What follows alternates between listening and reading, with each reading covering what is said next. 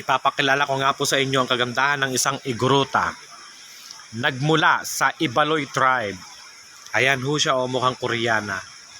Ang payat niya, ang ganda. Koreana nga, ang ganda ng katawan niya, payat. Anyong sayo. O diba, ang ganda ng mga mga Ibaloy. O yan, nagpo-photoshoot sila kasi magbe-birthday yung ate nila para may picture na sila sa birthday ng ate niya.